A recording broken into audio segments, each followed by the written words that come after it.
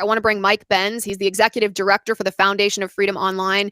Mike Benz, good to see you. Thanks for joining us. Good to see you, Liz. All right, Mike, before we dive into the tangled web of NGOs, armed queers, and who they're associated with, where they're getting funding, what they might have done, I want to ask you a question that I think is on a lot of our minds in these days since Charlie Kirk's murder. And that is, it's been a long time in our country since we saw a political assassination like that. I mean, I think the last time we saw that, this significance of a political assassination was in the 1960s. When you are analyzing what happened and what motivated it and the reaction, the celebration from the left, the gaslighting from the mainstream media, what do you see? What are the implications? Do you think more assassinations like this are coming? It's quite possible. I think everyone in this space with a large, loud microphone feels it. I mean, you hear left-wing influencers like Destiny proudly going on Piers Morgan, and I believe the quotes were something along the lines of, "This is a good thing because right-wingers need to fear talking in public." And then I think there was another quote that was something to the effect of, "Well, if you wanted Charlie Kirk to live, then you shouldn't have elected Donald Trump as president the second time." And these are folks with millions of followers, daily live streams. Charlie was a unique target of these online communities for a very long time because he was the most trusted person. I think a YouGov poll showed that Charlie Kirk was the single most trusted public figure for young men under the age of 30 years old. And Charlie not only built with his own hands the institutions on college campuses that young people on the left had to confront for ideological hegemony. There was nothing before that. College Republicans was always a joke. Turning Point completely changed the game, and Charlie was not only the face of Turning Point, but Charlie was a tall, cool as a cucumber figure who would walk right into the lion's den, take on 25 people at a time. I think the Jubilee video for Charlie Kirk going up against 25 college leftists is at 35 million views right now on YouTube.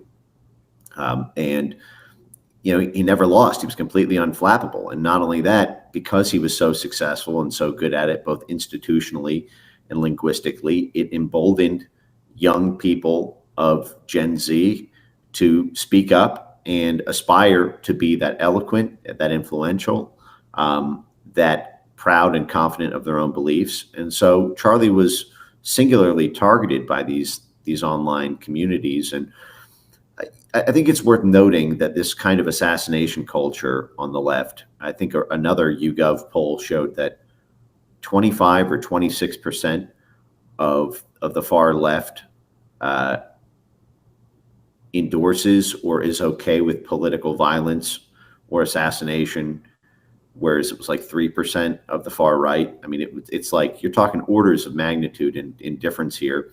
And I think a lot of this is because of the fearlessness, because there is a hard-edged far right, or at least there was, maybe you could argue, a decade ago as part of the primordial soup of the Trump movement. There were these groups like the Atomwaffen Division, if folks remember, and these kind of really crazy out there far right groups, but they were neutralized very quickly by the Federal Bureau of Investigations and the Justice Department. They were any group that even dared to utter half of a fraction of what the online left does today was so quickly infiltrated and entrapped by federal government operatives from the FBI, the DHS, the Joint Terrorism Task Force, the Justice Department, that nobody anywhere on the right would go anywhere close to anyone who even suggested in coded language the stuff that is said by the online left out loud. The concept of Fed posting is something that looms very large, I think, in the online right, which is that everyone knows that if someone were to call for the assassination of a Barack Obama or a Joe Biden or or an online left influencer or the like, anyone who goes anywhere close to that language is not only socially shunned, but immediately called a Fed, because only Feds talk like that on the right. And we've seen so many of these just sweeping operations to take down any of these networks. And a lot of this is because the way the FBI defined domestic extremism, the way DHS did, the way our intelligence community did, the way our law enforcement did, was to define domestic extremism as a right-wing phenomenon coming from domestic paramilitary adjacent extremist groups. And it was effectively verboten to change that definition to include the left side of the political aisle. And not only that, you had institutional capacities built up within civil society to go after that. We're talking hundreds of millions of dollars of federal grants to university centers, to NGOs, to civil society organizations, to map the online right and to triage by extreme level. And then they functioned as essentially another arm of the Justice Department and the FBI. The SPLC would create these hate maps of hate groups. They even put a bullet sign, a target over these groups and labeled TPUSA one of them. While the SPLC was partnered with the FBI and DHS to essentially serve as the extended investigation arm of the Federal Bureau of Investigations. And so the online left never really had to go through that process of purging its extreme elements because of the intense focus of law enforcement on it. And I think that has led to this wildly disproportionate level of restraint on the right and complete mask off, open fearlessness to Fed post.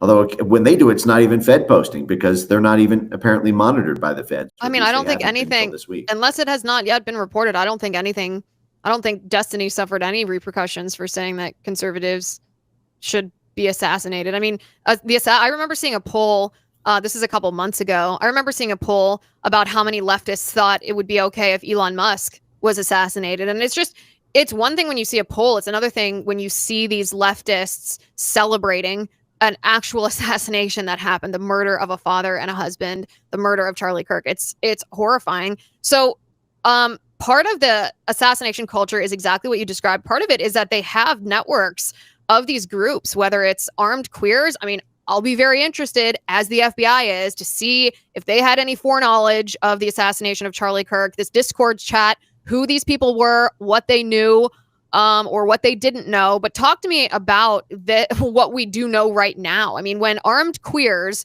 Salt Lake City, traveled to Cuba, there's a video, and I want to show this on the screen. There's a video of them saying, if we are terrorists, then we're proud to be terrorists. Can we play this, Spence? Every facet of Cuban society thinks like an organizer. And these students, who were regular medical students, they came and spoke, and basically what they were saying was, they were wearing their white coats, they looked like medical students. They were like, we're the reason that America's calling Cuba terrorist. And they were saying, well, if we're terrorists, we're proud to be terrorists because we're sending doctors around the world. And if that's our terror, then so be it, right? But here's this little island a couple of miles away from America, 90 miles away from America, and they have a president who talks like us. They have a president who understands the need for a liberated Palestine. And I think that definitely altered my worldview as an organizer.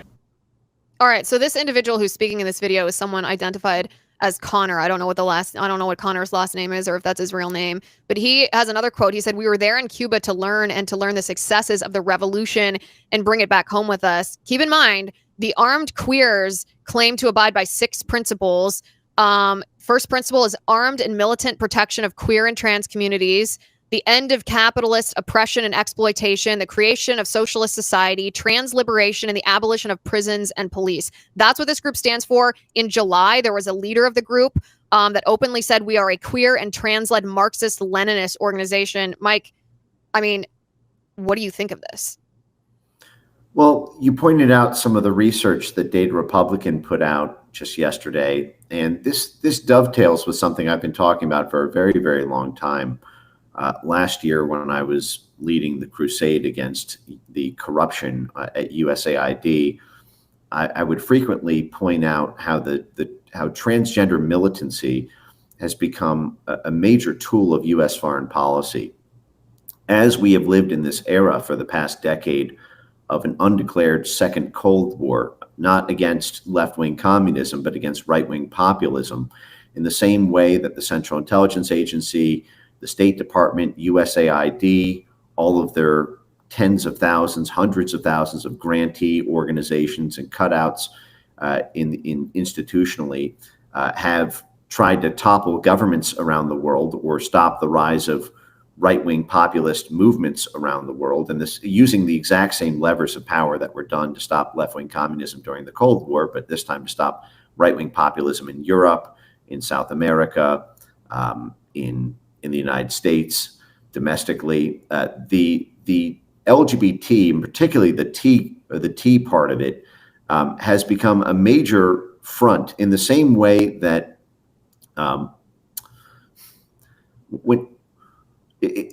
it's instructive to understand how the blueprint for this operates when you're trying to conduct a regime change or a people-powered bottom-up revolution in a country.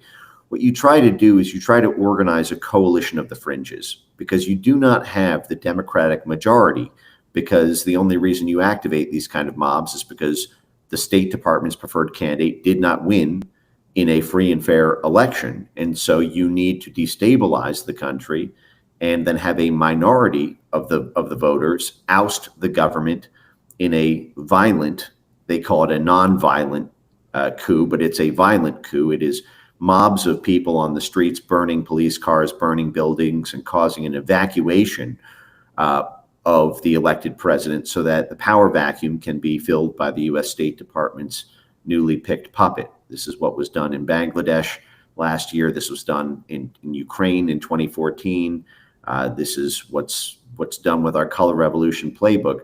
And as part of that, getting the coalition of fringes together, what the State Department looks for is the most radical, extreme groups with the highest risk tolerance and the largest grievances against the elected government, who are willing to take the risks of putting their bodies in the streets, of confronting police officers, of being willing to get arrested, and often who don't have a lot of means. So a little bit of bribe money in the form of US aid or State Department money goes a very, very long way.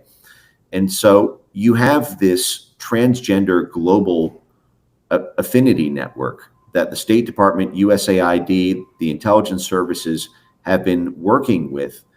Really, I mean, especially since the end of the Cold War. A lot of this started in the early 1990s as the U.S. State Department was trying to achieve political vassalage control over Central and Eastern Europe after those countries were effectively ceded by the Soviet Union and were now up for a democratic vote. But there was still a lot of legacy, cultural, and political affinity to the kind of Soviet Union paternalistic, heteronormative kind of machismo culture. And you see a lot of that in Central and Latin America as well. And so what you find is hundreds of millions of dollars of grants to these groups who then serve as boots on the ground.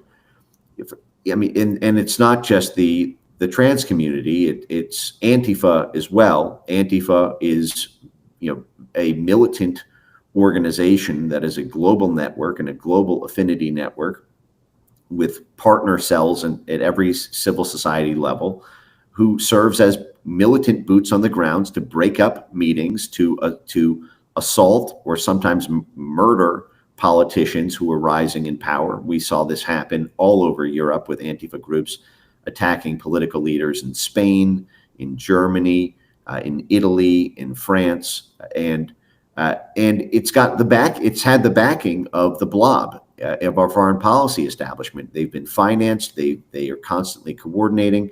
In Syria, there were Antifa cells who were part of the CIA Operation Timber Sycamore network.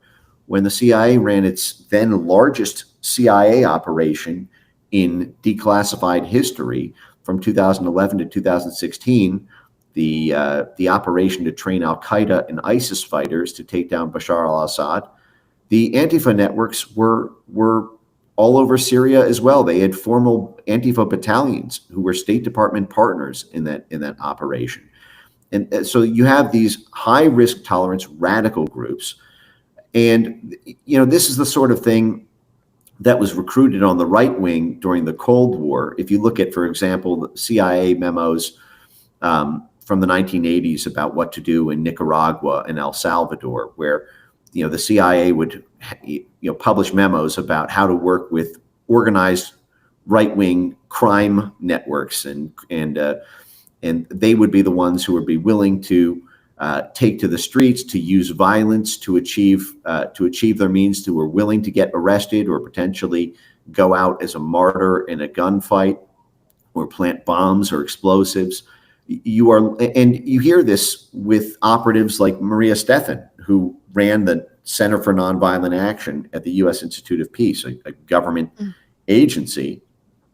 And, I recently did a deep dive video on her work with the U.S. Institute of Mob Violence they call it peace, but it's complete violence. They literally advocate for property destruction and say property destruction does not count as violence. Yeah, because that's what we heard the Black Lives Matter rioters, when they were committing arson and throwing rocks through windows and looting merchandise, they were like, oh, that's not violence. That's not a crime. That's just property. By the way, there's an Antifa connection to this armed queers Salt Lake City group. So that video that we showed of Connor, who was a member of Armed Queers, the guy in Cuba, talking about, if we're terrorists, then we're proud to be terrorists. The woman who was standing next to Connor in that video was the leader of the group. This is a woman named Ermaya Fanayan. She's the one who received the awards from the State Department affiliated NGO, so getting paid off as you described it before. But this same woman, so Armed Queers SLC, Salt Lake City,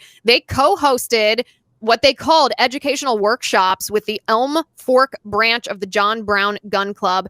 That is the trans Antifa perpetrators behind the July 4th ICE facility shooting in Texas. And Ermaya Fanayan, that same woman who's the leader of the Armed Queers group, the one that's in that video from Cuba, she appears to have promoted these so-called educational workshops on her private Instagram. Yeah, it's all to be expected. You have this State Department Trantifa network. They serve as militant boots on the ground in Europe, in South America, in Asia. And I pointed this out. It's when you're talking about these networks, you even see Republican support for it. I pointed this out in Bangladesh, for example, last year when the Biden administration ousted the democratically elected prime minister in a coup, in a violent, people-powered, revolution. And what was happening was the State Department was funding their little CIA cutout groups like the National Endowment for Democracy. Documents leaked online, courtesy of the Gray Zone, who put out this fantastic reporting of the IRI, the International Republican Institute, which is the Republican wing of the National Endowment for Democracy, and their baseline assessment of the situation in Bangladesh and what options could be used by them with State Department money to destabilize the country, to bring it to its knees, because they did not expect to be able to win the next election of the State Department-backed candidate there through fair means. So they pursued a destabilization strategy. And a big part of that destabilization strategy was working with the transgender community in Bangladesh. Now, the interests in Bangladesh were constructing a U.S. military base and seizing the petroleum. And I mean, this was a Republican Chamber of Commerce operation. And yet you had Republicans spending millions of dollars on the Bangladeshi transgender community because they could be easily radicalized and serve as the boots on the ground fodder against the democratically elected government in Bangladesh. And so you had the IRI, which is a CIA front, that it's the Republican arm of NED, which was the brainchild of the CIA director, William Casey, in the 1980s. And its own founder said that they exist because groups become scandalized when they look like they're funded by the CIA. That's why our endowment was created. That's a direct quote to the New York Times in the 1980s when this group was started. It was run by John McCain for 25 years, and Mitt Romney's on the board of directors for what it's worth. So every Republican until Trump has had to move through this group in order to become president.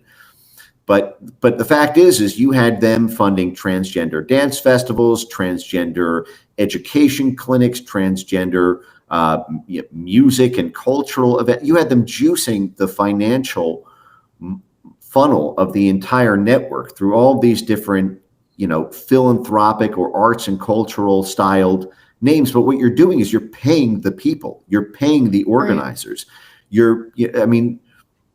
I think this was in Amaryllis, Fox Kennedy's, biography, that her cover when she was at the CIA was as an art student.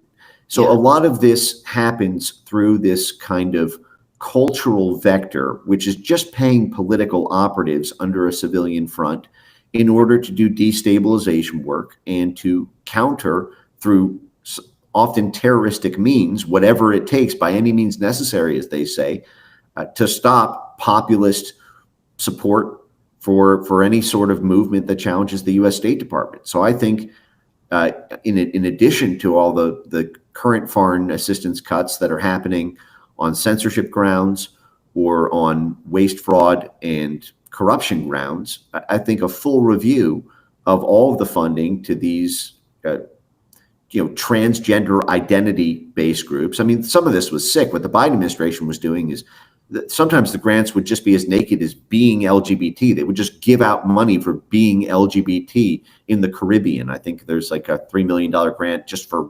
one I found as an example. It was just as naked as that, just being LGBT. Like, go be gay on the beach and Biden will give you money. Right, but what you're doing is you're paying the organizers. This is like when we say we're doing food relief in Somalia. We're just paying warlords. And what you're doing is you're paying these Antifa warlords to organize. And like, what better group if you think about the transgender ideology? I mean, I've talked about this a lot. Transgender ideology is queer theory. If you read queer theory, it is an inherently violent, revolutionary Marxist ideology, and it captures the minds of vulnerable young people. Maybe they have gender dysphoria, maybe they don't, maybe they have autism, maybe they don't, maybe they have anxiety and depression, maybe they don't. For whatever reason, when you're captured, when you're a vulnerable young person and you're captured by this ideology, it gives you this tension. It's the Marxist dialectic, right? You're going to be genocided. You're marginalized. You're oppressed. The only way to save your life is to overthrow the oppressors, capitalism and white men and Christians and America. It's an inherently violent Marxist ideology that harnesses pain and brokenness and mental illness in these young people, but it gives them this panic and this fear that if they don't... And dependency. It is expensive to maintain the treatments over a lifetime. There is a dependency on the money to keep flowing. There's a dependency on the institutions to support you. There's a dependency on a centralized government in order to, protect what the hegemony or the privileged position from any sort of a cultural or social attack vector. And so this is how you have this kind of transjanissary phenomenon. Where that community in particular is a very loyal servant of the blob on foreign policy grounds. And so when you see, for example, the head of Armed Queer Salt Lake City receiving accolades from State Department NGOs and the United Nations for the Sustainable Development Goals, which, by the way, that's a multinational corporation project that secures profits for big businesses in the energy and agriculture and minerals spaces. But you have these kind of armed boots on the ground, groups in the form of these kind of, transjanissary groups, and who readily declare that they are for an armed revolution. I saw one of the banners for armed queers that said the revolution will not be voted in. This is imagine this, and I tweeted this out, and I said there's one thing faster than the speed of light, and that's the speed at which the FBI would descend on a right-wing gun group who called for an armed revolution as opposed to voting. Can you even imagine?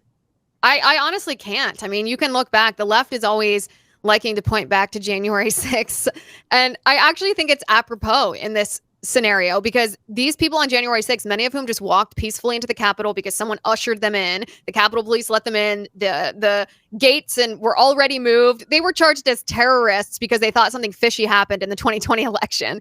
And yet we have these trans groups that are articulating their desire to train for the violent overthrow of the United States. They are celebrating the assassination of Charlie Kirk, and there's very weird and suspicious, I would call it circumstantial evidence. The FBI, I know, is investigating to investigate whether there's proof of it, but there's at very least circumstantial evidence that there was foreknowledge on the part of some people in some groups of this hideous crime that was committed.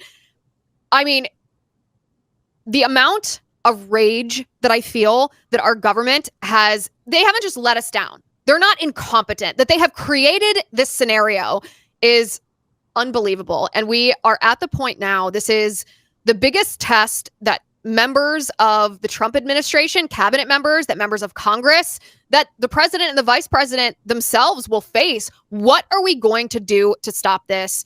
That's what we're going to talk about next. Mike Benz, I know that you have to go, so thank you for joining us today. You're welcome back anytime. We appreciate your investigative research all the time. Thank you, Liz. And just as a final point, I just note that what we're talking about here is incitement to violence, which is a very different. Nobody is. It's unseemly when you see left-wing political figures, tarnish, Charlie's reputation or legacy. But that's all fair game. You don't have to love someone, when even if they're murdered in a horrific way. It's tasteless to do it. I think within the 1-2 week or 1 month, whatever period. But that's not what, I'm directing solutions. Or it's when you're talking about incitement to violence, when you have these statements like, okay, Andy No next, Matt Walsh next. Yes. When you have, and when you say it was a good thing that someone was, violently executed and there should be more of it. These kind of things, when you are endorsing political assassination, which is a very different thing than saying, I didn't like the guy.